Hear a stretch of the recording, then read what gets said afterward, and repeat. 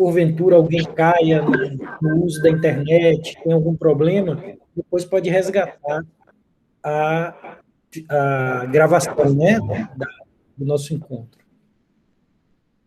Então, eu sempre gravo. É até uma norma nossa na Universidade Federal de Pernambuco, com o ensino remoto. Está dando um ecozinho, e não sei o que está acontecendo. Vocês estão ouvindo? Não estou ouvindo, não. Tá normal, tá bom para mim o som. Rola eco quando tem mais microfones ligados. Tem que ficar só um ligado. Não era isso não, Érica. Dá para outros ficarem ligados se não tiver barulho externo, né? Por isso que é bom usar um microfone, porque ele é unidirecional. Então ele não capta o ambiente. Quando a gente deixa aberto pelo computador, né, o microfone do computador, ele é aberto, ele pega tudo que está no ambiente. Vocês estão me ouvindo? Sim, perfeitamente.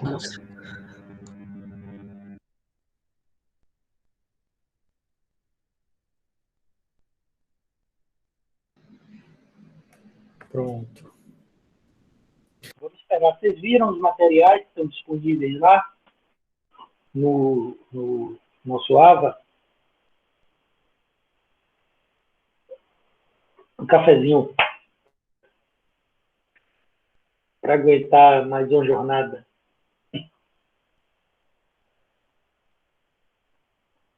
Vocês estão me ouvindo, gente?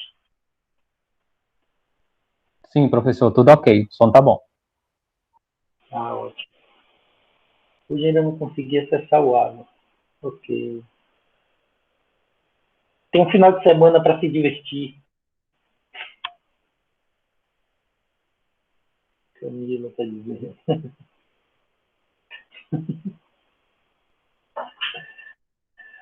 A gente tem que rir, sorrir, porque a gente está... Olha, chegou...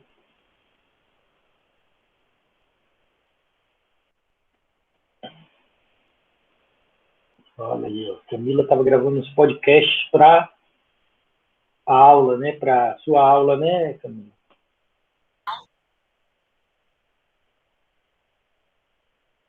Boa noite, Marcelo.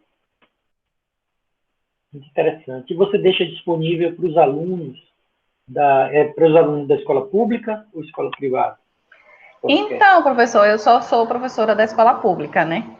Então, Aqui, eu gravo, só que aí o que é que eu faço? Eu gravo já no aplicativo, no Anchor, aí ele já me dá a opção de deixar lá mesmo, né? E a partir de quando você publica por ele fica disponível para outras plataformas de podcasts, quem quiser pode ter acesso, mas eu consigo baixar o áudio. E aí eu costumo baixar, porque aí se porventura algum dos meus alunos não tiverem um aplicativo para escutar, eu consigo enviar pelo WhatsApp. Aí eu acabo fazendo isso. Ótimo. Ótimo, parabéns. Podcast é uma ferramenta muito boa nesse momento, inclusive principalmente para nós, funcionários, professores de instituições públicas, né? Porque vocês muitas vezes têm problemas muito parecidos conosco, né? Por exemplo, quando eu vou pensar num trabalho remoto, eu tenho que pensar que tem alunos que têm um computador, um dispositivo móvel bom, que tem acesso a uma rede banda larga boa, mas eu tenho que pensar também num grupo que não tem acesso e muitas vezes não tem nem equipamento, usa equipamento emprestado de algum colega, de algum amigo, de algum parente. Então eu tenho que pensar ali em alternativas para chegar o material a esse aluno também, que tem um pouco mais de dificuldade financeira e de uso e de acesso aos bens culturais, né, os bens industriais e culturais. Então tem que pensar nessas alternativas para incluir, sempre pensando na inclusão, né? Quanto mais tiverem acesso aos materiais, mais inclusiva é a nossa proposta pedagógica, o nosso trabalho. Vocês que são da rede, né? O que é que vocês acham que faz? Qual é a causa da gente ter 58 professores inscritos e mais ou menos, no máximo, 20, 18 a 20 participando? Professor, Érica Mayra que está falando, eu acho que é esquecimento mesmo. Por exemplo, na segunda eu não entrei porque me passei totalmente. Aí depois, quando eu sentei e fui me organizar, aí que eu vi, meu Deus, perdi a aula da segunda. E agora eu já agendei aqui no celular, já coloquei em papéis que eu sempre anoto os meus compromissos para lembrar. Pode ter sido isso, é uma falta de organização, de gerenciamento do tempo, né, para participar, porque a temática do curso é excelente, qualquer um se encanta, mas aí acaba fazendo uma coisa e outra, o tempo passa e acaba esquecendo da data. Só pode ter sido isso. Sim. Ou também, para complementar, eu concordo com a Érica, mas só para complementar, eu acho que assim, muita gente se inscreve, porque assim, o Estado agora, a Secretaria está envolvida em ofertar alguns cursos. Então, possa ser que os professores tenham se inscrito em mais de um curso ao mesmo tempo e acabaram que se passaram ou optaram por um deles, porque tem um curso de projeto de vida que vai começar agora no final de maio. Aí tiveram os outros cursos, professor Péricles, Maria José. Então, acredito que as pessoas meio que se embolaram nisso aí. O professor, e também, eu acho que é porque, assim, né, eu mesmo, no caso, não recebi o e-mail. Aí eu tive, como eu já estava fazendo outras formações, aí eu entrei, né, aí eu vi o link lá. Aí eu acho que pode ter sido isso também, porque eu me inscrevi em outros cursos, e os outros eu recebi e-mail com o link. Só esse que eu não recebi. Pode ser o acesso ao AVA também, porque o meu foi complicado. Como eu fiz outros cursos, aí, em certo momento, aparecia um curso, sumia outro. Aí, ontem eu fui procurar, esse curso estava como um curso encerrado, no resumo dos cursos, na aba inicial. Pode ter sido isso também. Porque eu estou fazendo de avaliação de aprendizagem, e também muitos inscritos, e na realidade só estão participando uns 15. Aí o professor também estranhou, Tamar. Sim. Paciência. De qualquer forma, quem sabe mais à frente eu oferte esse curso novamente, ou ressignifique ele para uma outra atividade com você. Eu queria que tivesse casa cheia, né? Todo professor gosta de ter, mas tivemos problemas, paciência, vamos trabalhar juntos aqui com vocês que estão aqui, fazer o melhor possível até o final do curso. Eu estou pensando, inclusive, eu tinha pensado em 2 atividades avaliativas e uma autoavaliação. Eu não sei se vocês concordam, mas eu já passei uma atividade que está disponível no AVA, daqui a pouco eu mostro para vocês, antes de finalizarmos nosso encontro hoje, mas pensei em deixar só essa atividade e a autoavaliação de hoje a 8. Essa para entregar até sexta, diminuir, porque vocês estão fazendo vários cursos ao mesmo tempo, estão com aula remota, então eu diminuí uma atividade, que seria postada na quinta-feira da semana que vem, para vocês fazerem pós-curso, né, até na outra semana, mas aí eu elimino essa, deixo só essa que eu já postei hoje para vocês fazerem durante a semana. O que é que vocês acham ou vocês preferem as 2? Quanto menos, melhor.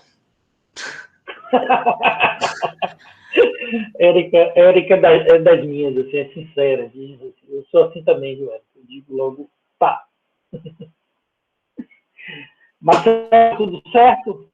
Professor, Diga. boa tarde.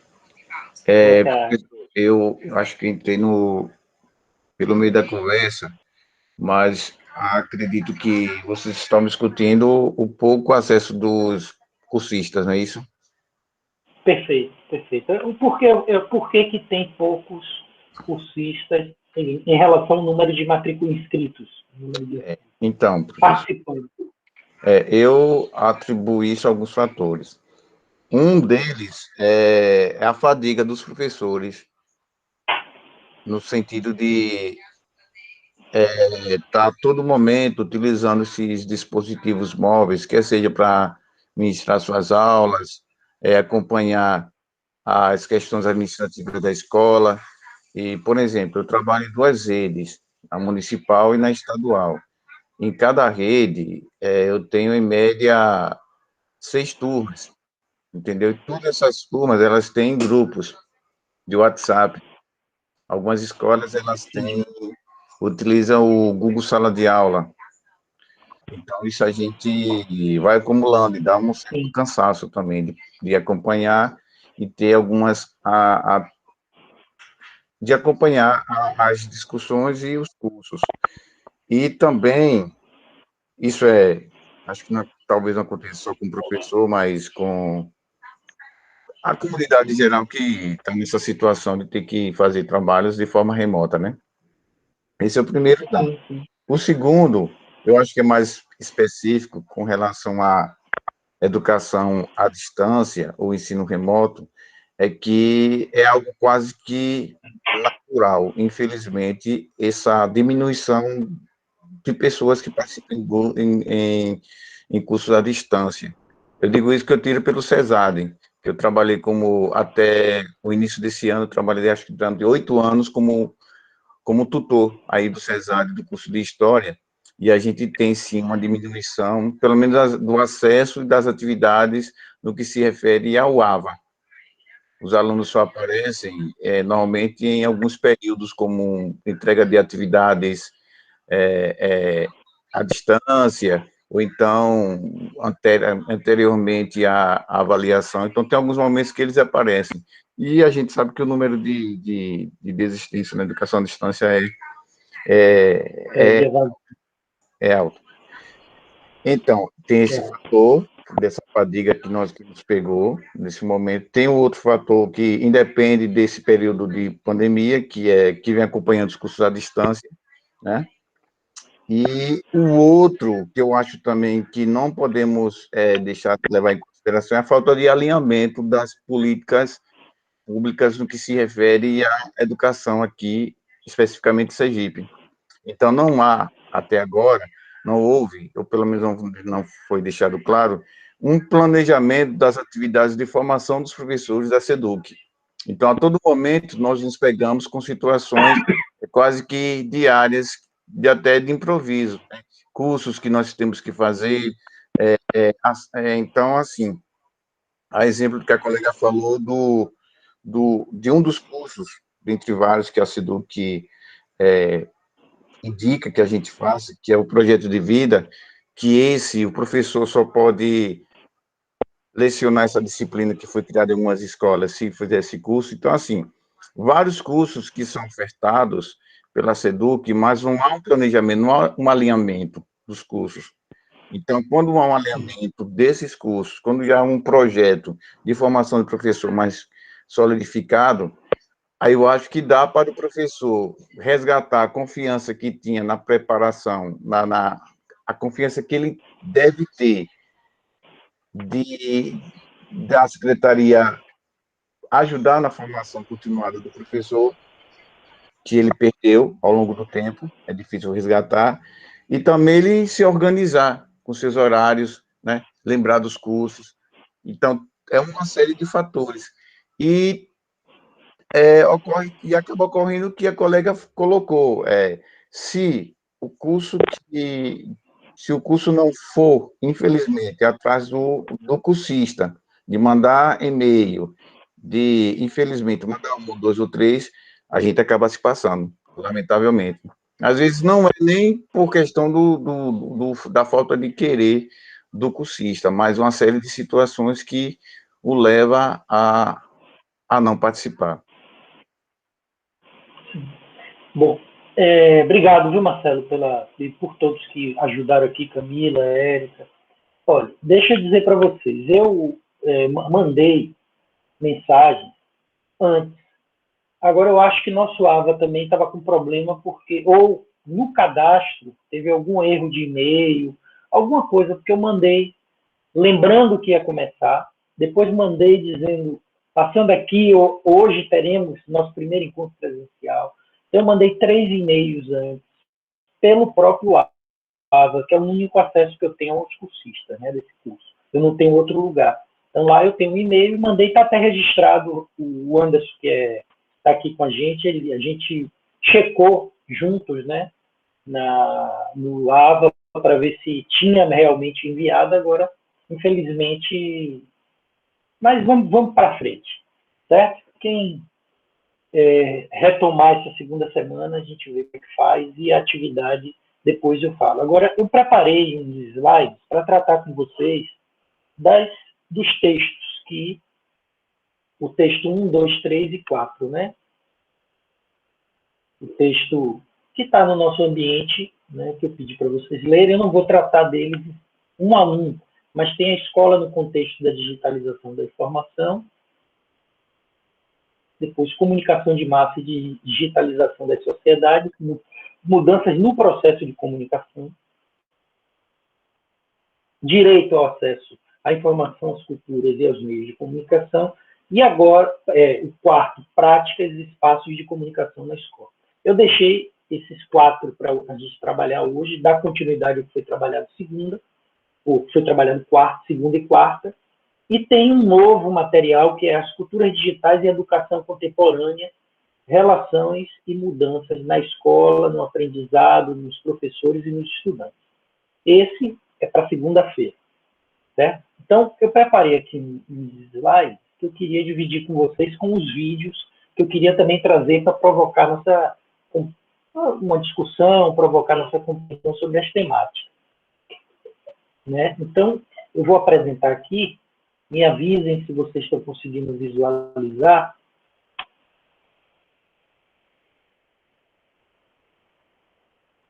Eu não sei se vocês já compreenderam assim, o âmago da questão nessa primeira semana, mas o tema, né, o tema do nosso curso, educação e digitalização dos processos de ensino, e o que nós trabalhamos com essas temáticas que estão aqui no nosso AVA, né, que estão ligadas à escola no contexto da digitalização, a mudança no processo de comunicação, direito à informação, culturas e meios de comunicação, e, por fim, as práticas e espaços de comunicação na escola.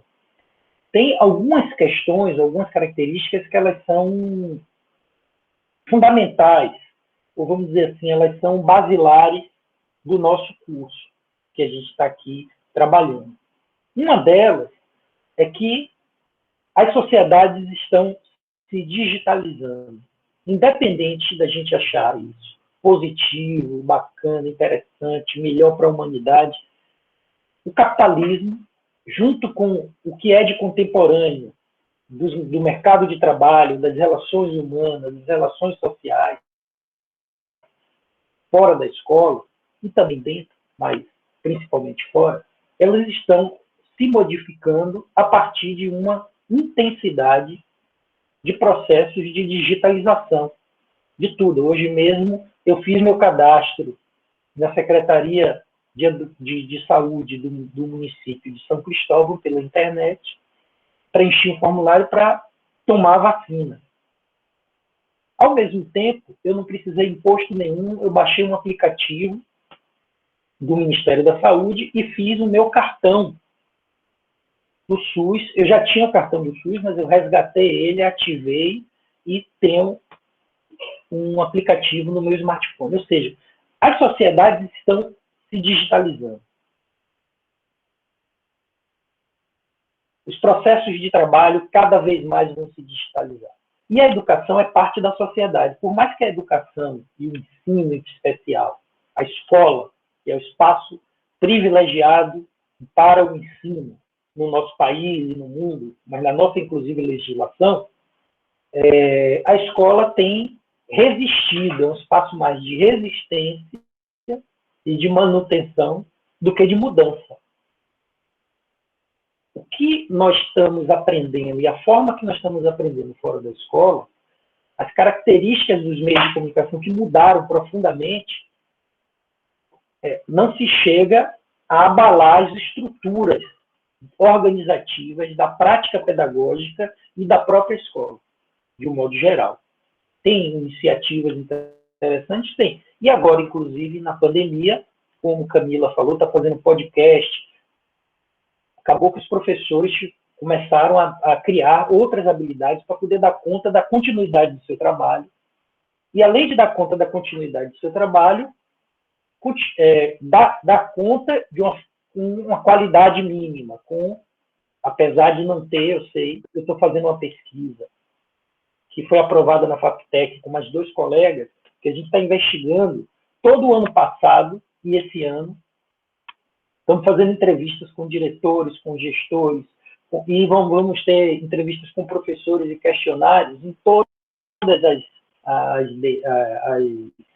as regiões de Sergipe, para entender como é que se deu o ensino remoto na Secretaria de Educação e nas escolas. Como é que funcionou, como é que isso aconteceu, quais foram os problemas, como os professores resolveram esses problemas, qual foi o apoio que a Secretaria deu ou não deu.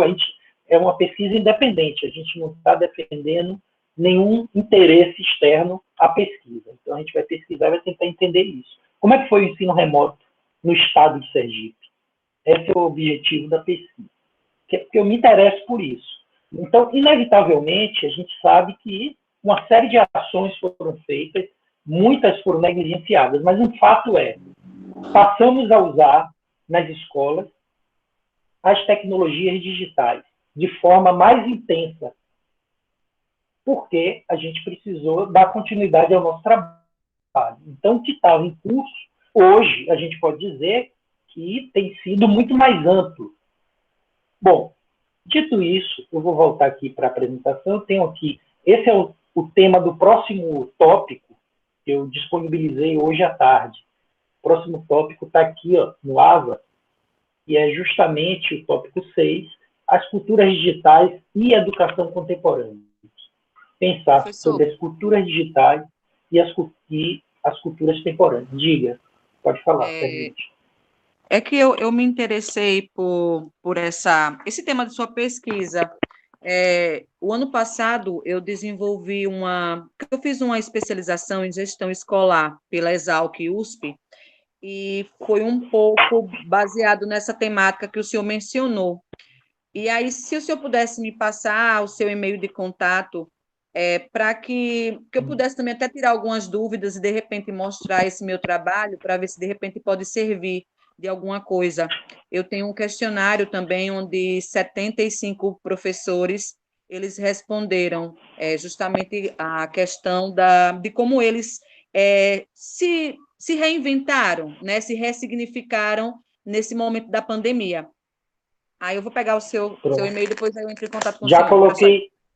Já coloquei aqui ao lado e fica disponível para os outros também professores. Nós somos colegas da profissão e colegas do serviço público. Então, o que eu puder contribuir, contem comigo, dentro das minhas limitações, obviamente, né? Mas será um prazer dialogar com vocês e, quem sabe, a gente fazer parcerias aí para frente. Eu trabalho, gosto e acho que a gente precisa criar redes de colaboração para o nosso trabalho ser menos solitário e mais solidário. Essa é uma proposta pedagógica, é um princípio pedagógico da minha prática e que eu proponho quando faço crítica à escola tradicional. Porque a escola tradicional é como se estivéssemos fadados a um trabalho solitário.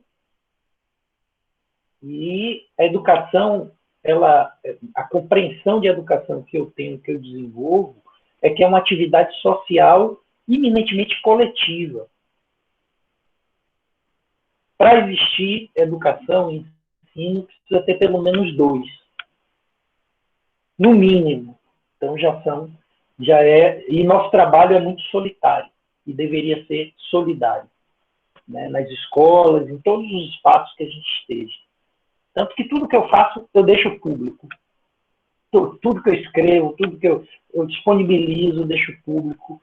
Né? Eu só peço que cite meu nome, porque foi eu que fiz, tem uma produção intelectual aí. O resto, façam o que vocês quiserem, usem e abusem. Eu sempre trabalho dessa forma. Então, acho que nós temos que... Essa é uma das minhas meus aprendizados com as culturas digitais, né? Porque não sei se vocês captaram isso que eu vou dizer agora.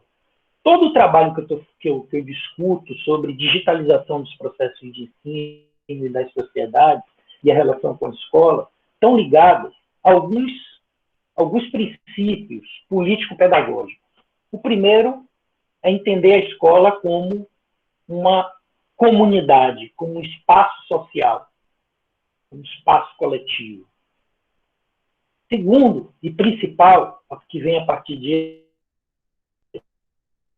desse, é gerar mais participação e mais democracia nas escolas.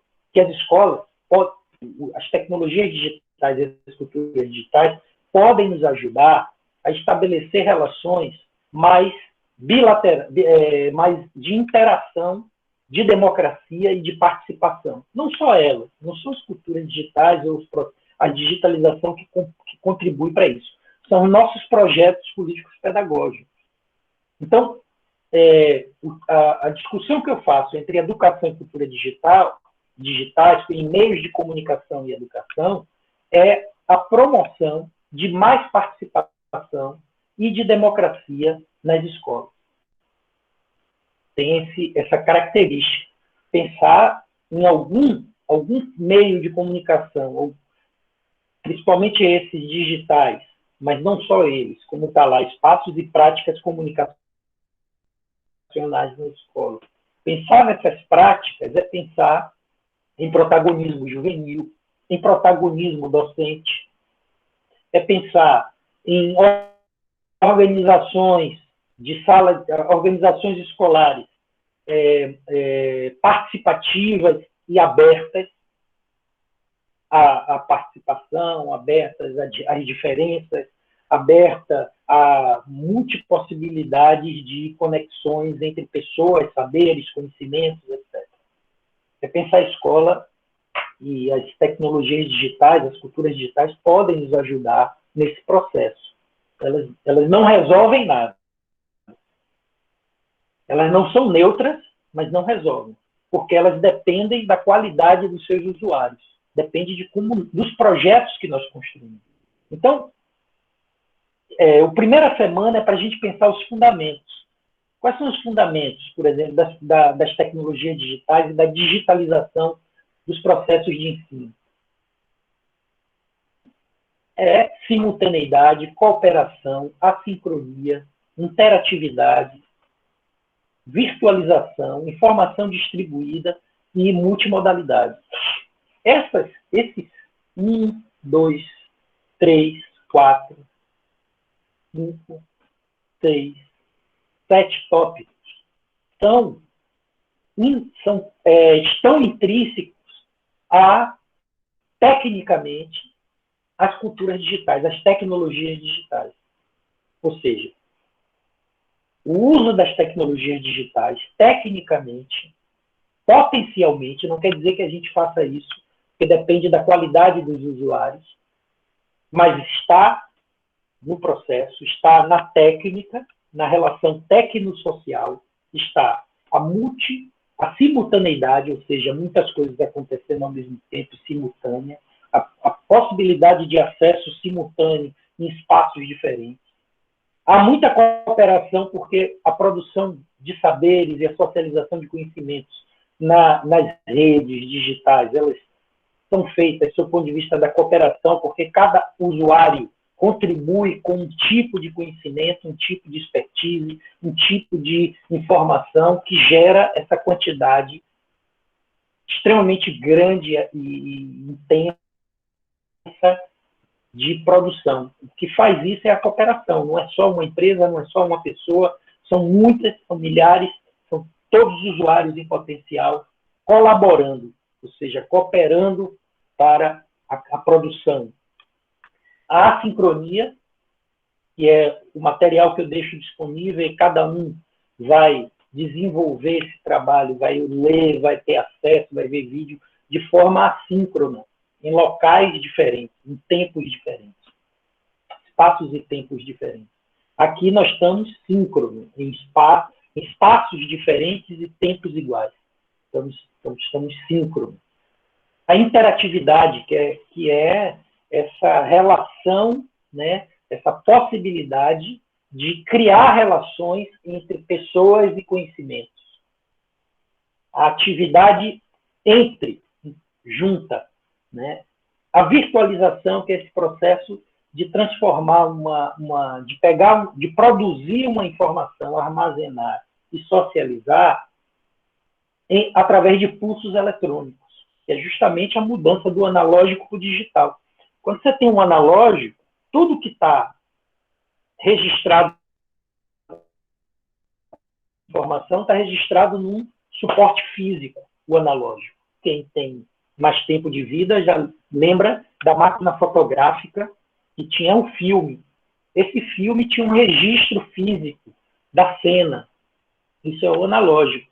O digital não tem mais isso. O digital só tem pulsos elétricos, por isso que ele é mais maleável, flexível, pode ser modificado e não perde qualidade. Quando é físico, a cada cópia tem atrito, e esse atrito perde-se informações, a qualidade da informação. Acontecia muito isso na cópia do VHS, do vídeo.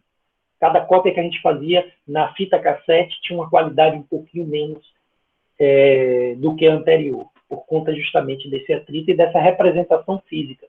As informações que hoje nós desenvolvemos e trabalhamos nas sociedades e na escola de forma digital, elas não têm uma representação física. Elas só têm representação em pulsos elétricos, que é a partir de um código ASCII, né, é o principal, que desenvolve pulsos com e sem, por isso que é binário. Com pulso elétrico, 1. Sem pulso elétrico, 0. Então, código binário, 0 e 1, está associado aos pulsos elétricos. E não tem representação física. Precisa de um processador eletroeletrônico para que a gente consiga visualizar. O filme e a VHS, a fita cassete, não precisavam, eles tinham a informação ali. A informação distribuída, a informação hoje está distribuída de fato. Por mais que a gente continue mantendo os direitos autorais, por mais que a gente continue mantendo uma série de dispositivos jurídicos de proteção, a gente tem hoje, através da cooperação, mais informações que são colocadas gratuitamente para acesso de qualquer um do que fechada. Inclusive, tem cursos nas universidades, por exemplo, na USP, na Unicamp, que você entra nos departamentos, nas faculdades, e os cursos que são ofertados para os alunos internamente, todos os materiais estão disponíveis para qualquer um. Eu sou a favor disso. Os meus ficam também. Então, esse modelo, essa outra forma de comunicação, né, a gente tinha uma comunicação de massa que nós éramos espectadores. Ela ainda existe hoje. Elas convivem juntas. A televisão, rádio, cinema, você chega lá e é um espectador. O espectador precisa ficar calado. A comunicação de massa, ela guarda muita proximidade com a escolarização de massa, com essa escola tradicional, por exemplo. As características são próximas. Então, a comunicação de massa hoje dá origem a uma comunicação distribuída e multimodal, interativa, assíncrona, com simultaneidade e cooperação. Tecnicamente, nós temos isso. Não quer dizer que as sociedades façam isso. Isso depende muito da qualidade dos seus usuários. Então, uma comunicação bidirecional, rompendo com o modelo de comunicação de massa em todos. O modelo de comunicação de massa, o nosso segundo texto trata dessa questão, dessa mudança. Uma mudança de uma sociedade do espetáculo para uma sociedade do entretenimento, que é que nós estamos agora. De uma sociedade livresca para uma sociedade de telas. Inevitavelmente, as crianças e jovens de quaisquer idade e praticamente de qualquer classe social é afetada por esses movimentos, por esses tecnosociais, e vão para as escolas públicas ou privadas, no caso dos menos favorecidos financeiramente, das classes C e D, para as escolas públicas, prioritariamente. Ou seja, essa mudança, ela interfere em todos nós, inclusive de classes sociais menos abastadas e de uma forma mais perversa para as classes inferiores, porque, assim, financeiramente, né? Não inferior no sentido das classes menos favorecidas. Por quê? Porque a exclusão passa a ser uma exclusão digital, e a exclusão digital passa a ser uma exclusão financeira. Então, uma bola de neve, né? Vai juntando os processos de exclusão mais intensos ainda. Então, essa comunicação, essa mudança para uma comunicação bidirecional, para uma comunicação em que todos podem ser autores, na comunicação só quem pode ser autor é quem é autorizado. É quem está na grande mídia, quem faz parte de um grupo econômico, que detém poder, que detém recursos financeiros, que detém os meios de produção em comunicação. Na era digital, na digitalização dos processos, tecnicamente, qualquer um pode ser. Não só mais aquele que detém os poderes de produção. Então, uma comunicação muito mais democrática. Por isso que eu me inspiro também nela. Então, para pensar em escolas, para pensar em práticas escolares. Então, a interatividade síncrona e assíncrona, a hipertextualidade, os textos se interconectando com vídeos, com multimodalidade, a multiplicidade de opções, de discursos, de conhecimentos, de cultura, de sociedade, a navegabilidade é uma outra característica, a capacidade de navegar por páginas, por vídeos, por multimodalidades que expressam informações e conhecimentos.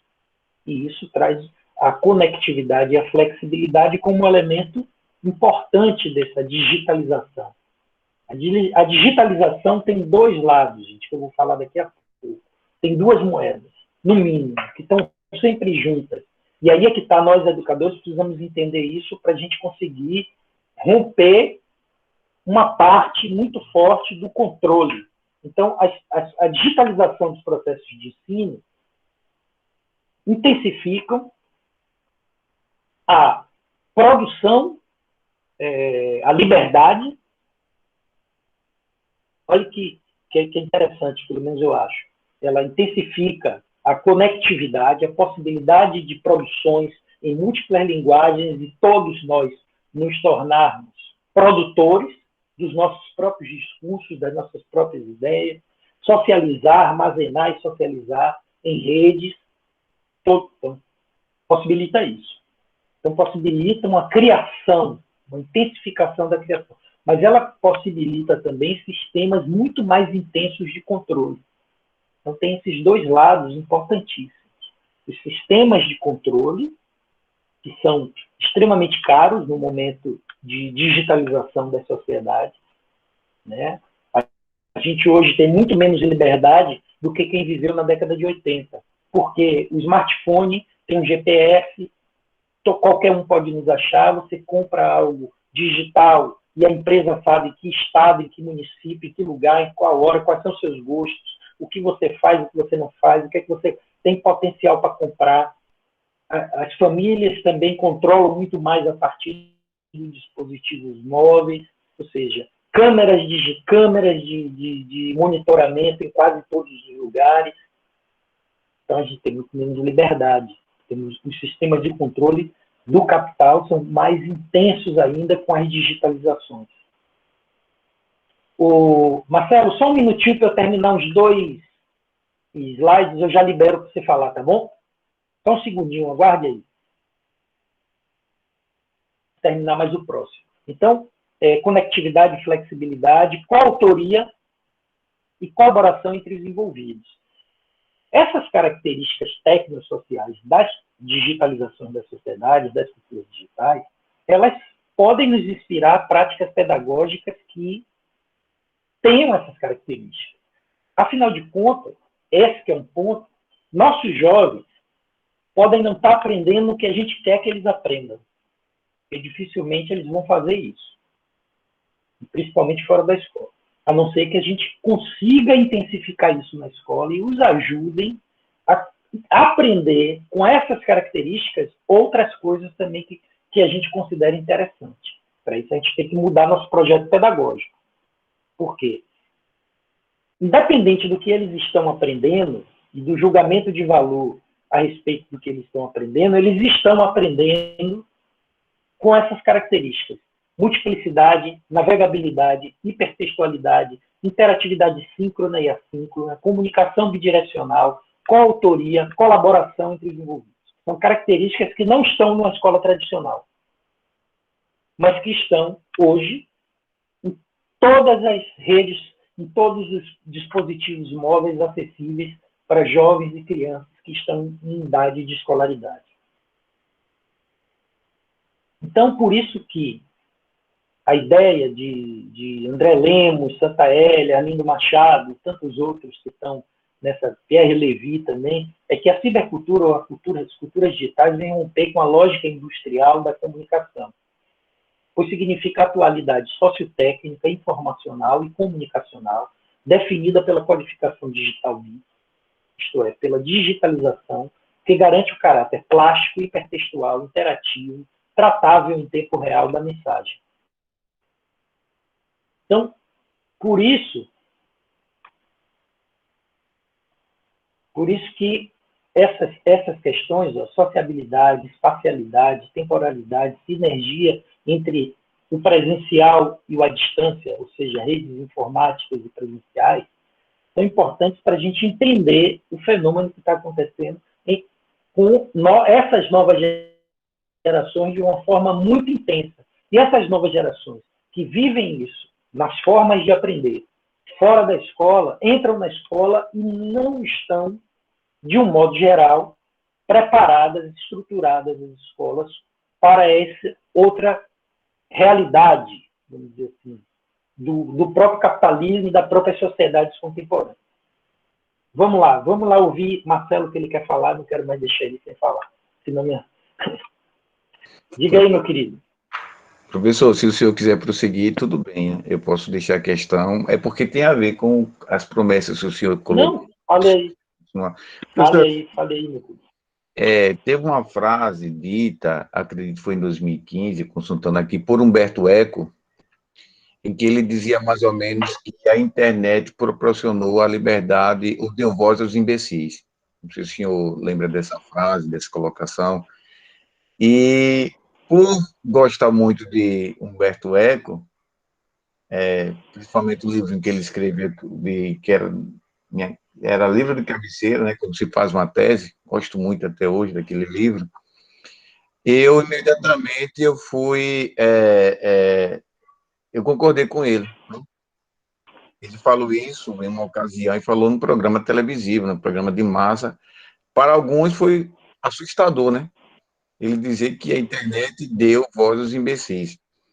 E eu queria, uma provocação, professor, saber a sua opinião, porque eu li, talvez a minha leitura seja pouca e rasa, de alguns textos, como de Edgar Morin, né? Eu acredito que ele é muito entusiasta, ele é uma defesa muito forte sobre essas promessas positivas da internet e dos processos de digitalização, a ponto de quase esquecer questões estruturais da própria sociedade, que a gente vem desde a pré-história lá, né? Bom, e aí, voltando à questão do Humberto Eco, aí a pergunta é, uma dessas promessas que o senhor colocou aí, que discutiu um pouco, é essa coautoria, né? E essa colaboração entre os indivíduos.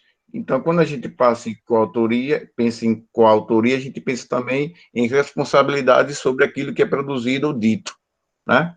E colaboração entre os indivíduos, a gente pensa que as pessoas se unem, se juntam, se agregam, no sentido de trazer algo positivo para a comunidade que está inserida, para o mundo em si.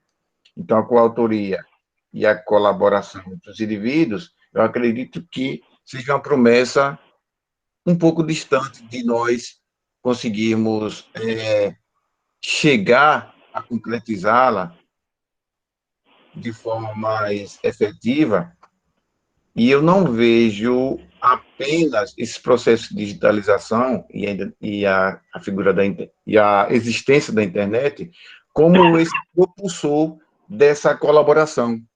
Porque aí eu me lembro da frase do Humberto Eco, e aí eu me lembro fortemente das fake news. O quanto o dano que isso está causando, né, que isso causa para a sociedade em geral, em todos os aspectos que a gente imaginar. Então, é isso que eu quero falar. Eu quero saber o que o senhor acha dessa frase de Humberto Eco. Acredito que foi ele que disse. Tá bom. Ótima provocação, Marcelo. Bem inteligente, bem interessante. Como você tem feito aqui no diálogo desde da segunda, né? O que eu diria é o seguinte: eu concordo em partes com o Humberto Eco. Porque se ela liberou, e eu não nego isso, ele está certo, que os imbecis, eu não gosto muito desse ponto de vista, a não ser quando é uma brincadeira, porque pode parecer que, eu acho que não foi o que ele quis dizer, mas pode parecer que o que não pensa como eu penso, eu categorizo de imbecil, porque ele não vê e nem pensa e nem sente, nem exercita a sociedade como eu exercito. Então, mas vamos pegar essa frase. Se ela liberou para os imbecis se tornarem autores, ela liberou também para os gênios e para as pessoas capazes, em todas as classes sociais, se tornarem autores. Então, a internet, desse ponto de vista, ela é tão democrática que você tem possibilidade de encontrar pessoas geniais na periferia do mundo, de todo lugar do mundo, nas periferias. Tem gente inteligentíssima produzindo materiais para a sua comunidade e para fora dela. E tem exemplos, são bilhões de exemplos. Certo? Eu uso alguns deles nos meus trabalhos na graduação, mostrando como que em todas as áreas, arte, cultura, música, você tem pessoas, movimentos políticos, movimentos sociais, até os índios que estão isolados em algum lugar da Amazônia, tem grupos se organizando através de redes digitais para proteger suas terras. Tem índios fazendo isso. Então, e produzindo vídeos e mostrando, denunciando. Então, a gente não tem só um lado, a gente não tem só uma coisa na internet. Essa é uma grande questão, talvez, da característica democrática da internet, é que ela tem de tudo. Sabe quais são? Desde que a internet foi fundada, foi disponibilizada para o mundo, no Brasil, em 95, desde que ela foi disponibilizada, você sabe quais são os dois maiores áreas de pesquisa, de busca dos usuários? Educação e sexo. São as duas mais procuradas desde que começou esse processo de rede internet e que foi se intensificando. E continua até hoje. São os dois temas mais... Isso quer dizer que não tem só um lado. Tem uma multiplicidade. É um fenômeno complexo. Então, quando você fala assim, Marcelo, das fake news, eu vou tratar daqui a pouco. A gente poderia... Eu tenho alguns textos, que, se vocês quiserem, eu boto um link depois aí no meio dos nossos materiais, que é uma discussão justamente entre fake news, né, a desconstrução de que seria da fake news como notícia. Então, fake news não é um termo bem apropriado para a área de comunicação social, e os teóricos e práticos da comunicação chamam de desinformação. A desinformação é uma característica. É aquela fofoca que a tia fazia na esquina e que ganhava caráter de verdade e que agora é planetária. é aquele pensamento que não tinha nenhuma base, nem científica, nem do conhecimento popular, da sabedoria popular, mas estava carregado de preconceitos e etc., que se fazia no bairro, no conjunto habitacional que as pessoas moravam. A diferença é que agora a gente tem isso também disponível em rede. Mas a coautoria e colaboração, se a gente começar a pensar um pouquinho mais aprofundadamente em relação ao que acontece nas culturas digitais, a gente vai ver que quase em todos as redes de sucesso, quase todas, a coautoria e a colaboração, ela é uma realidade. Desde o TikTok, que é ali, você tem um faz, o outro copia, mas muda, o outro cria, recria, tudo em vídeo e áudio, e o outro recria e o outro faz diferente, cada um se torna autor de algo que um outro autor criou. Se você for também, até para a produção científica, você vai encontrar essa colaboração de uma forma muito intensa. Eu agora estou produzindo um artigo, um texto, com um professor que mora em Uberlândia, uma professora que mora em Portugal e outra professora que mora nos Estados Unidos.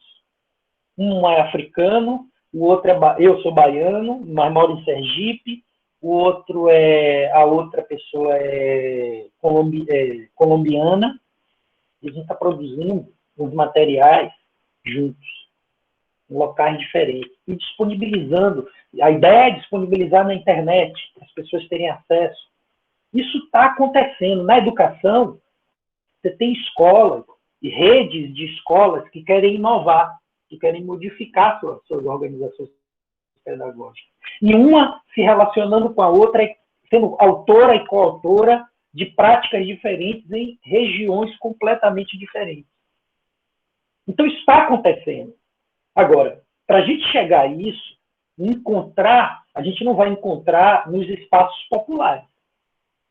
No TikTok, você não vai encontrar. Não vai encontrar no Facebook muito. Vai encontrar no Facebook também, mas não vai encontrar muito. Você vai encontrar mais no YouTube, essa diversidade e essa coautoria. Você vai encontrar mais no YouTube. Depende muito das redes e de como a gente procura essas informações. Porque a maioria delas não estão nessas redes fechadas. Estão na internet. A gente começou a confundir, Marcelo, internet com redes sociais. Rede social é uma página só da internet. É uma página eletrônica. A internet é muito maior. E nós estamos nos limitando a essas redes. WhatsApp, Facebook, Instagram. Só que fora dela tem produções colaborativas, tem movimentos sociais, tem movimentos nazistas, tem movimentos para suicídio, tem movimentos para a vida, tem de tudo. Então, a grande questão é a gente conseguir, com a formação que nós tivemos, principalmente quem tem, vamos dizer assim, quem é da geração X, ou da geração Baby Boom, que é uma geração que não viveu isso na infância, na primeira fase adulta, nem na segunda fase adulta. Vai viver um pouco depois. Então, a gente pode até olhar e dizer, olha, de uma forma, às vezes eu, você ou qualquer outro, preconceituosa ou achando que aquilo que está sendo... Mas tem muita coisa acontecendo, muita produção acontecendo com essas características. Agora, a gente precisa saber buscar a informação, procurar ela, usar outras ferramentas que não são as redes sociais fechadas. As redes sociais, você precisa botar o nome de usuário e senha e entregar de graça os dados, todas as suas informações para uma empresa que vai capitalizar as suas informações. E que nos coordena e nos limita profundamente, subjetivamente e politicamente. Isso não é internet. Isso são sistemas de controles fechados que favorecem as grandes conglomerados empresariais. Essa diferença é que a gente precisa pontuar. Né? Então, se Humberto Eco disse que tem muitos imbecis, porque o que Humberto Eco disse, Marcelo, não é tão original, porque um brasileiro, na década de 50, já dizia isso. Só que ele não falava da internet. Ele dizia, o Nelson Rodrigues. Nelson Rodrigues tem uma das frases célebres dele que diz assim: o mundo será dos imbecis. Não porque eles têm capacidade, mas porque eles serão numerosos. É uma frase dele. Eu me lembrei agora a partir da sua provocação. Independente da internet, nós vamos ter, mas depende da qualidade também do nosso sistema de educação, das nossas redes familiares, sociais. No nosso país, a gente deixa a desejar em quase tudo, que poderia gerar uma sociedade mais ampla, politicamente, mais aberta, mais democrática, mais inteligente, vamos chamar assim. Isso não é uma questão especificamente da internet. Então, Professor. Por isso que, para mim, eu vou pegar uma frase aqui, só rapidinho, e já abro, só leio essa parte aqui. Ó. Nenhuma reflexão séria sobre o devido à cultura contemporânea pode deixar de constatar que existe uma enorme quantidade de sistemas maquínicos,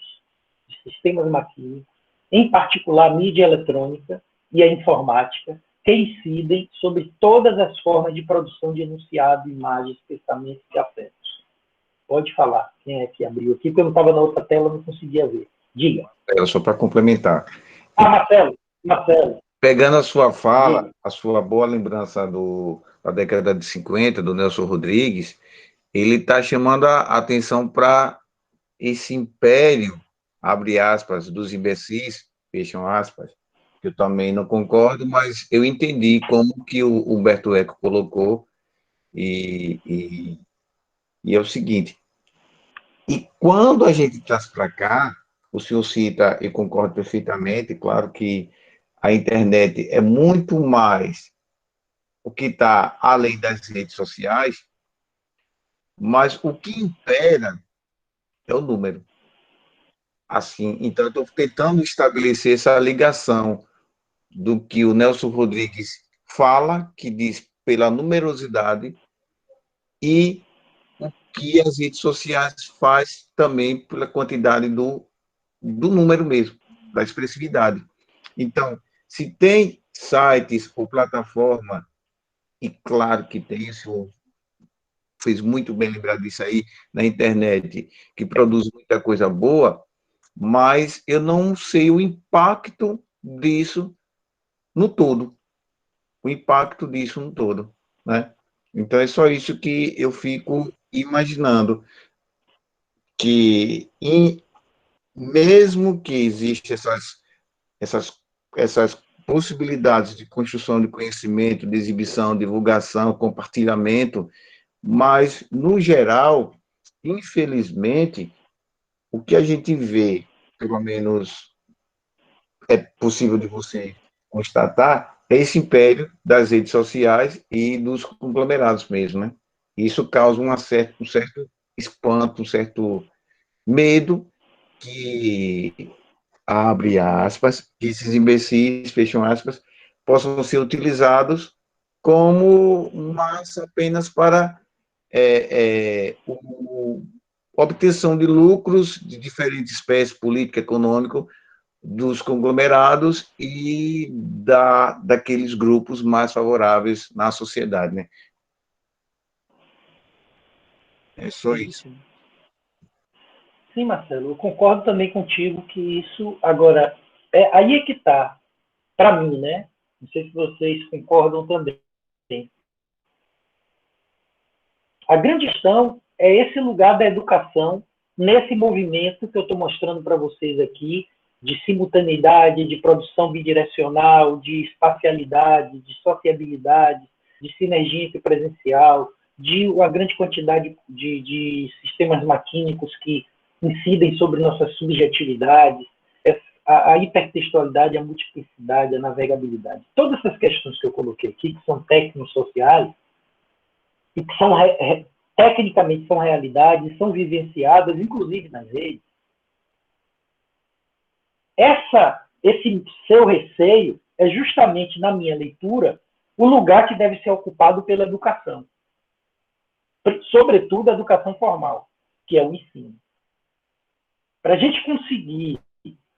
Bom, nas sociedades que os sistemas de ensino funcionam com melhor qualidade e promovem mais cidadania e menos exclusão, tem menos incidência dos jovens e dos adultos em redes sociais, tem tempo de exposição muito menor. Nós somos, não sei se vocês sabem, mas nós somos o país que mais, que os jovens, que os adultos, que as pessoas mais usam as redes digitais. Mais usam, dedicam seu tempo, que doam seu tempo. Nós somos o país, nós estamos na frente, inclusive, dos Estados Unidos. A média do estadunidense é menor do que a média nossa em tempo de exposição nessas redes. Isso quer dizer que a gente está muito mais vulnerável, mas também em relação a outros países, e a gente está falando percentualmente, nós somos mais, porque países que são muito, o percentual na Argentina é muito menor, mas o número de analfabetos na Argentina é muito menor também. Os sistemas de ensino público são também mais antigos e mais eficientes. No Uruguai é a mesma coisa. Então, na minha leitura, nós, professores, precisamos ser vanguarda nisso, de alguma forma, principalmente nas escolas públicas, modificar nossas práticas para que essas questões sejam também questões da educação básica. Não para dizer que está errado, porque não adianta, julgamento de valor não funciona. São projetos de colaboração, de compreensão, para além das redes, para além desses lugares, para além da produção de imbecis, vamos chamar assim, entre aspas. Nós precisamos ser vanguarda nisso. Eu entendo que hoje, nesse milênio, essa é uma das funções nossas sociais. A nossa profissão precisa desenvolver práticas pedagógicas e organizar escolas de forma diferente para que gerem menos dependência e menos exposição nas nossas sociedades dessas redes de controle. Essas redes digitais são empresariais e redes de extremo controle. Isso aqui, olha que interessante. Quando a gente não faz isso, a polarização ela cresce por meio das redes. As redes têm promovido polarizações no mundo inteiro, mas os países menos desenvolvidos e mais frágeis em seus sistemas de ensino são mais vítimas ainda. Os países que os sistemas de ensino ignoram essas mudanças e o que está acontecendo intensivamente na vida dos jovens e que vão para as escolas, isso é maior ainda. É o nosso caso. Então, a gente precisa começar, e aí minha reivindicação é justamente entender esses três fenômenos da internet, que esses três fenômenos da internet, eles estão ligados hoje à educação das gerações. As gerações têm sido educadas por esses fenômenos. Complexo de conteúdo, descentralizado e desnacionalizado. Um complexo de conteúdos. A internet também é um ambiente de conexão. Qualquer sujeito pode tornar-se emissor e emitir uma mensagem em comunicação para qualquer um outro. E sistemas de interação. Cooperação e intervenção no meio. A cooperação que está sendo colocada aqui, ela é técnica social. Ela não é aquela cooperação direta, que eu ajudo você a melhorar a sua vida, você me ajuda. Não. A cooperação, sob o ponto de vista da comunicação, é que aquele meio ele é produzido de forma colaborativa por cada usuário. Não é um usuário só que produz, nem é uma empresa só que produz, como na comunicação social, a comunicação de massa. Então, todos colaboram para esse conjunto de produções. E, por isso, tem uma intervenção no meio. Para a gente... Eu prometo e gosto de cumprir, eu queria mostrar agora para vocês aquele vídeo, os dois vídeos que eu iria apresentar na quarta, e a gente começou a discutir, conversou, foi ótimo, mas não deu tempo. Pode ser? Um deles, para começar, é a gente entender que essas mudanças elas estão nas gerações que compõem os bancos escolares hoje. É uma realidade no trabalho pedagógico nosso, querendo ou não. Se a gente quiser ou não, a gente não pega uma criança com uma cabeça e com formas de aprendizagem do século passado. A gente vai lidar com crianças que estão vivendo o momento mais intenso em termos de acesso à informação e comunicação, de estímulo de toda a história da humanidade. As crianças vão para a escola num momento histórico no qual elas são, desde da barriga da mãe, desde que começam, elas recebem muito mais estímulo do que qualquer outra geração anterior. Obviamente, isso interfere na subjetividade delas. Elas começam a assistir várias coisas ao mesmo tempo, começam a fazer coisas que a gente não gosta, que a gente não entende. Quem não é da geração delas não gosta e não entende. Acha, inclusive, que é ruim. Então, mas essa geração é a que vai para a sala de aula, ser alfabetizada de 1º ao 5º ano, compreender os conhecimentos que, em tese, seriam básicos para o exercício da cidadania e do mercado de trabalho futuro, e a gente sabe que isso não é o básico, que a gente trabalha na educação básica com essas crianças. Por isso que a gente perde o básico, a gente nem trabalha o básico, nem o que se propõe, que é um conjunto intenso e exaustivo de conteúdo na educação básica, desde o 1º ano do ensino fundamental até o 3º ano do ensino médio. Sob o meu ponto de vista, é um absurdo, porque é tanto conteúdo que ninguém entende nada, na maioria das vezes nem o professor entende. O aluno só decora e copia, não aprende, e isso vai se perpetuando. Está na hora da gente quebrar esse DNA. Por quê? Por causa disso aqui. Ó. Vamos lá. Vamos ver o vídeo, senão a gente não vai assistir.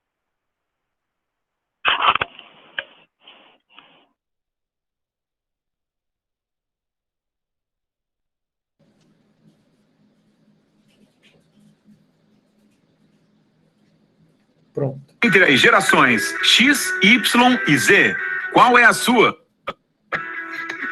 Já que você está na internet agora e deduzindo que esta não é a sua primeira vez, já deve ter notado como este espaço é quase todo dominado por uma galera mais jovem.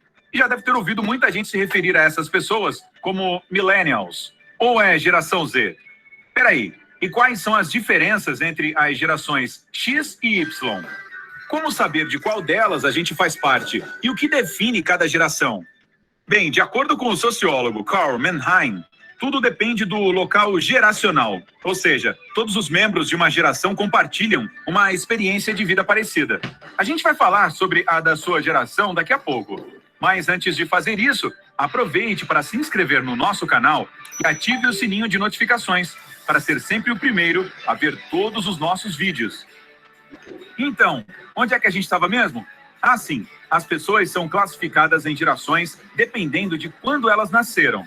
Mas o lugar também define o tipo de experiências coletivas que moldam essas pessoas. No vídeo de hoje, a gente vai focar nas pessoas nascidas no Brasil. Até agora, existem 5 gerações. Os tradicionais, que nasceram antes de 1945.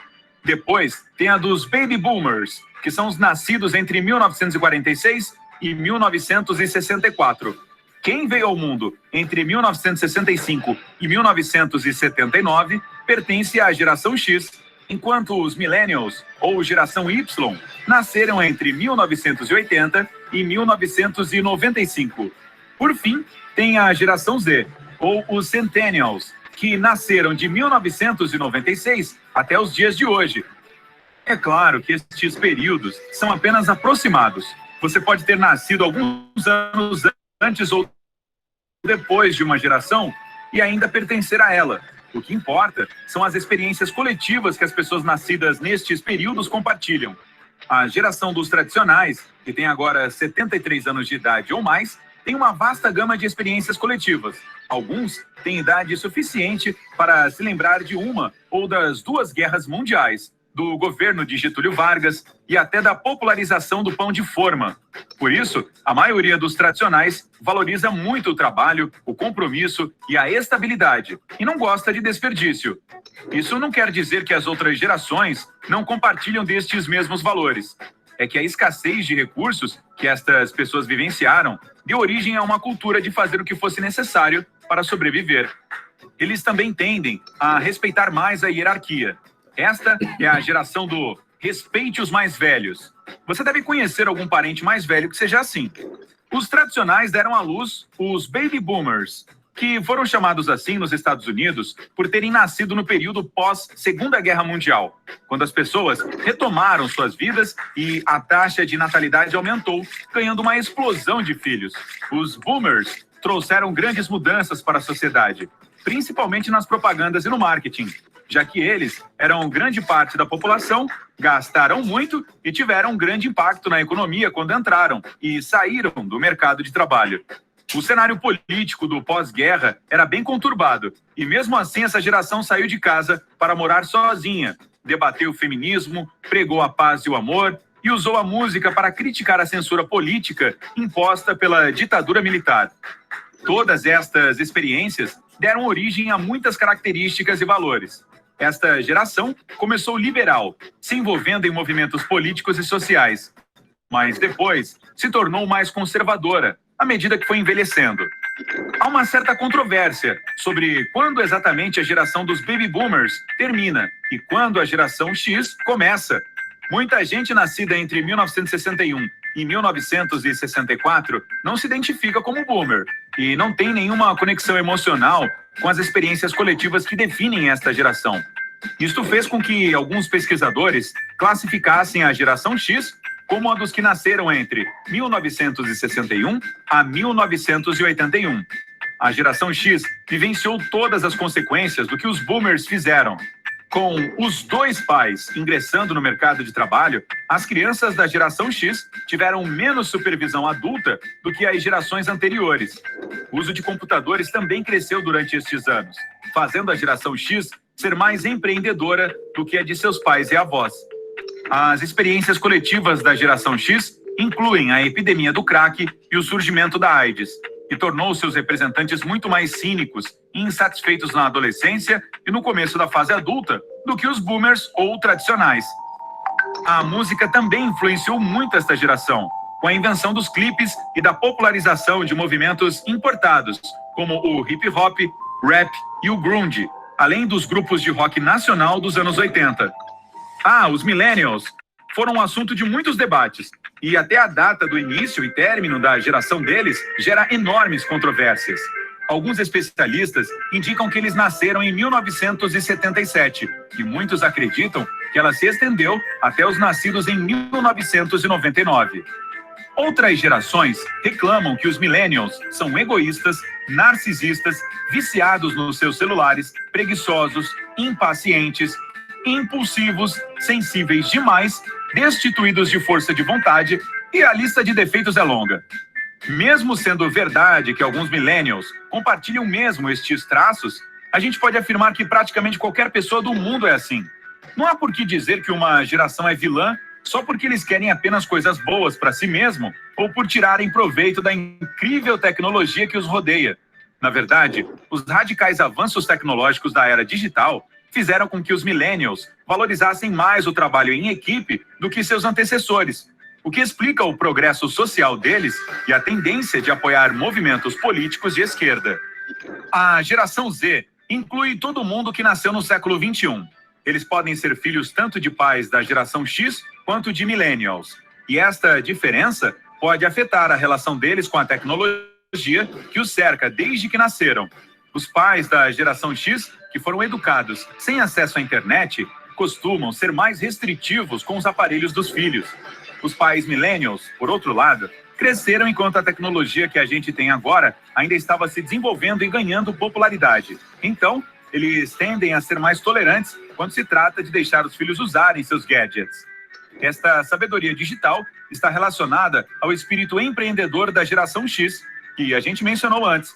Então, a geração Z também tende a valorizar mais a colaboração, tanto na escola quanto no trabalho. Os Centennials nasceram em um ambiente em que os aparelhos digitais já eram populares e de fácil acesso. Então, eles têm uma relação bem diferente com a internet se comparados às gerações anteriores. Na verdade, 40% dos Centennials entrevistados disseram que uma conexão de Wi-Fi de qualidade é mais importante para eles do que um banheiro confiável. Claro, eles podem usar o Wi-Fi para encontrar um banheiro público, mas ainda assim, a prioridade é que é o X da questão. Os Millennials e os Centennials são as gerações que mais compartilham semelhanças e experiências coletivas. E, por isso mesmo, há controvérsias sobre o período que estas gerações começam e terminam. Não importa onde exatamente estas gerações começam, elas vivenciaram praticamente as mesmas coisas. A maioria dos Millennials pode lembrar onde estava quando os ataques terroristas do 11 de setembro aconteceram. Seus integrantes conseguem dizer quando exatamente arranjaram seu primeiro aparelho celular e quando criaram uma conta no Orkut pela primeira vez. Eles conseguem reconhecer de cor os episódios do Chaves e outros programas populares dos anos 80 e 90. Quem nasceu em 1996 pode não se lembrar ou não ter uma conexão emocional com os eventos de 2001. E é por isso que alguns pesquisadores classificam eles como Centennials, ao invés de Millennials.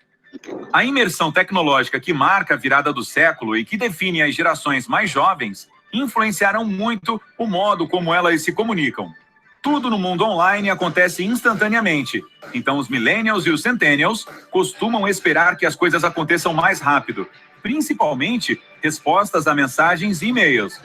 Isso também faz um novo tipo de humor surgir entre as gerações Y e Z, que deixa o geraciado do Bob Esponja, por exemplo, não vai entender nada. A gente pode até considerar a cultura dos memes como uma das experiências coletivas que as duas gerações compartilham. Mas, tirando isso, as fronteiras entre elas são tão arbitrárias quanto as de um mapa. Na verdade, não são tão importantes assim. Elas são apenas coisas feitas para que a gente se entenda melhor. É sério, você pode se classificar e dizer a que geração pertence do jeito que quiser. E aí, qual a sua geração? Quantas experiências coletivas que as pessoas que moram na sua cidade compartilham? Conte pra gente nos comentários aí embaixo. Dê um joinha para este vídeo se você achou ele legal. Compartilhe com seus amigos e familiares. Bom, eu gostei desse vídeo porque ele vai rapidamente mostrando um pouco de cada um com as características, mas eu queria focar nesses que são os que vão para as escolas. As características das gerações que seriam hoje a geração Z e a geração Alpha, que não aparece no vídeo. E outra coisa também que me interessou com esse vídeo, porque ele é parte de uma pesquisa que foi realizada, né, por uma agência de pesquisa de comportamentos, e ele é uma divulgação científica. Então, tem dois mini documentários, tem esse vídeo animado, mini documentário, e uma produção escrita, que é a divulgação científica da pesquisa. Então, a pesquisa que entrevistou, deixa eu ver aqui quantos jovens, essa pesquisa, não me lembro agora a quantidade de jovens, ou se eu deixei disponível aqui. Bom, eu não me lembro agora a quantidade, mas foi um número expressivo de jovens de todas as classes sociais que foram... Aqui é a audiência no ensino médio, é outra coisa.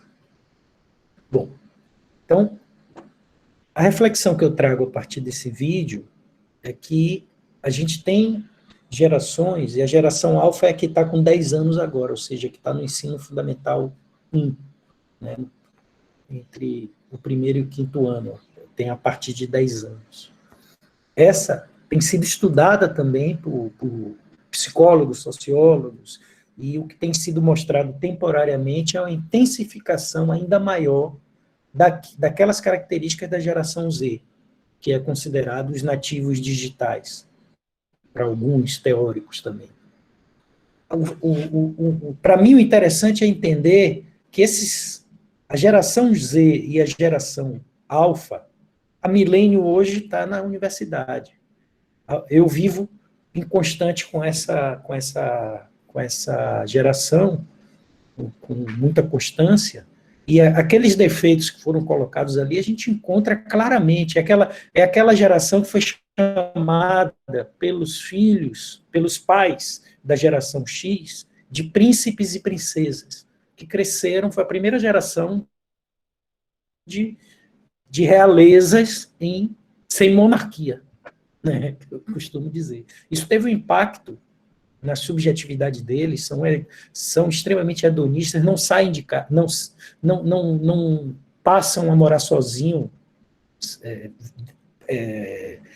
tardiamente que saem da casa dos pais, quando saem, né, a geração que está aí com 20 e pouco, 30 anos, é uma geração que já esteve na educação básica e agora está no ensino superior, finalizando o ensino superior. A geração Z também já chegou nas universidades, mas ela ainda está na educação básica. E cada uma delas tem características diferentes, mas a alfa, que é a atual, a que tem de 10 anos, né, ou menos,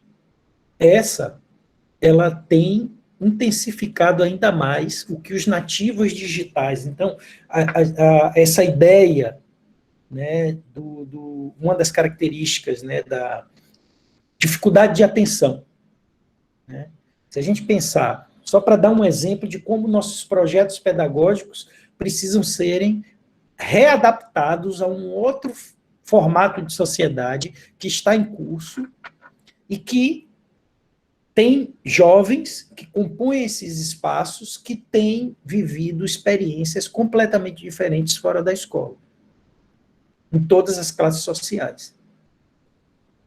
Então, essa questão, para mim, é uma questão de uma reflexão importante quando a gente vai pensar nos processos de digitalização do ensino e, sobretudo, a partir da inspiração do que está acontecendo, em produção de escolas que sejam menos diretivas, mais colaborativas, mais democráticas, que sejam menos disciplinares, que, ao invés de promover a competição, promova a colaboração, que ao invés de promover um individualismo, né, promovam a personalização do ensino, que é uma característica que a gente vai trabalhar mais à frente, que tem a ver com a digitalização. À medida em que processos de digitalização estão ocorrendo nas escolas, as escolas estão promovendo currículos e práticas pedagógicas mais personificadas. A personificação do ensino. Não é a individualização, é a personificação, que são características diferentes. Então, esses fenômenos, eles impactam, ou deveriam impactar na forma de organização das escolas. Há autores que eu leio que dizem que isso só vai acontecer quando a geração Z, a geração X toda morrer. Porque a geração X tem aprendido na educação, não nas outras áreas, mas na educação, a possibilidade de rompimento. Então, uma geração que foi extremamente na juventude,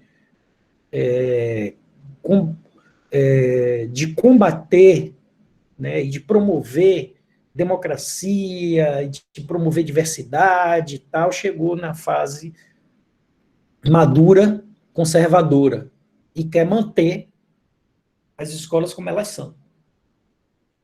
Aí é uma questão de tempo, ou de sobrevivência. Eu costumo dizer, sinceramente, que ou a gente se reorganiza ou a gente vai sofrer cada vez mais com o nosso próprio trabalho. E aí, para isso, tem que ser projetos coletivos, não podem ser projetos apenas individuais que não resolvem. Bom, gente, já são 6h25, faltam 5 minutos para terminarmos. Vocês querem falar alguma coisa? Eu ainda quero mostrar a atividade que eu deixei disponível no AVA. para que, se tiver alguma dúvida, vocês tirarem também. Mas deixe esses 5 minutos e depois eu apresento e a gente finaliza. Apresente logo a atividade, professor. Vocês concordam? Ó, eu já deixei Sim. no tópico 5, tem uma atividade que eu já mudei. Eu peço licença e concordância de vocês para mudar. Ao invés de, no nosso planejamento, teríamos 2 atividades, uma para cada unidade. Eu pensei em criar uma só para as 2 unidades, e vocês têm o tempo do curso todo para fazer essa atividade. O que é que vocês acham? Topam? Preferem? Que aí seria atividade única, né? Ao invés de atividade individual 1. Ok? Ok. Concordam? Então, o que é que consiste a atividade? Inicialmente, ler todo o conteúdo disponibilizado nessa semana aqui no Moodle do curso, aí eu mudo para todos os materiais do curso, né? Já que, se ela for atividade única, são todos os materiais. E o que é que tem que esses materiais podem inspirar, devem inspirar a escrita de vocês? Produzir um texto autoral de, no mínimo, uma lauda, no máximo 3 laudas, no qual analise criticamente os ambientes e as práticas comunicacionais presentes ou não. Se não são presentes na sua escola, que você faça uma análise crítica, seja ela presente ou não, na escola em que leciona, e como nela tem acontecido ou não o processo de digitalização das informações. Eu vou mudar aqui também para digitalização dos processos de ensino, que é o que é o foco nosso. Já que vai ser uma questão geral,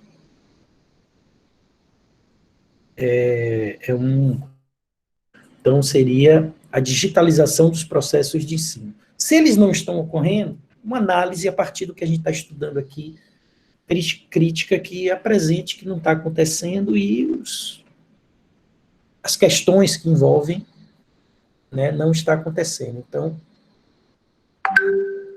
processo de digitalização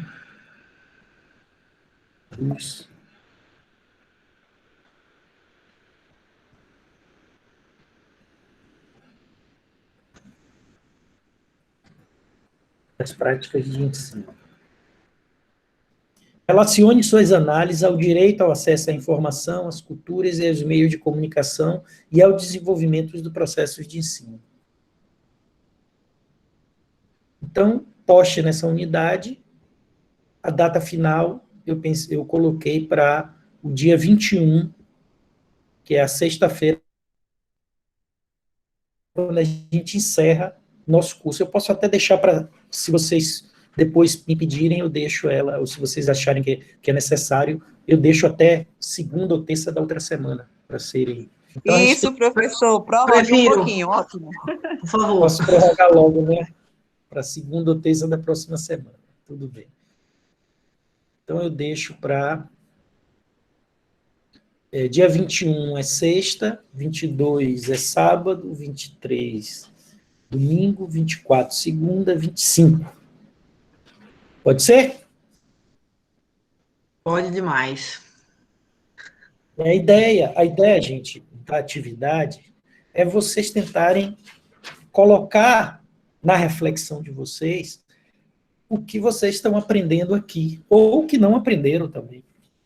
Mas, principalmente, o que o curso provocou vocês a pensar a partir dos materiais e dessas aulas síncronas, e como que isso acontece, quais são as relações que vocês podem criar diretamente ligadas à escola que você trabalha. Uma reflexão sobre como os meios, as práticas de comunicação, né, a promoção da participação, todos esses temas que estão ali, o direito ao acesso à informação, as culturas, os meios, etc.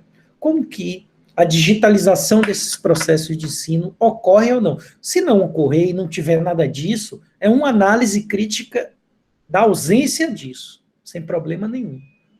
Se tem, é uma preocupação, uma análise crítica do que tem e do que pode ser melhorado, do que pode ser ampliado, do que pode ser ressignificado. A ideia é essa. O que é que vocês acharam da atividade?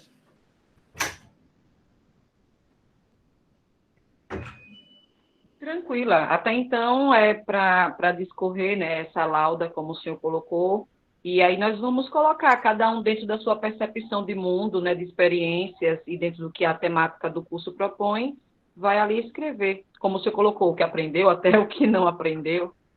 Exatamente, exatamente. Ótimo.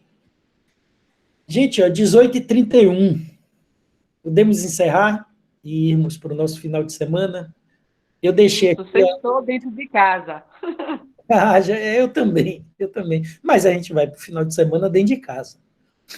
Tem mais um texto aqui, que é o texto para segunda, que é o 6 aqui, as culturas digitais e a educação contemporânea, relações e mudanças na escola, nos aprendizados, nos professores e nos estudantes. E é mais um material para contribuir para a produção dessa atividade. Certo? Beleza, professor. Obrigado. Bom final de semana para o senhor e para todos. Obrigada. Tchau, gente. Obrigado. Bom descanso. Até segunda. Também. Grande Tchau, abraço a vocês. colegas. Obrigado, viu, pela participação, pela presença. Tudo de bom.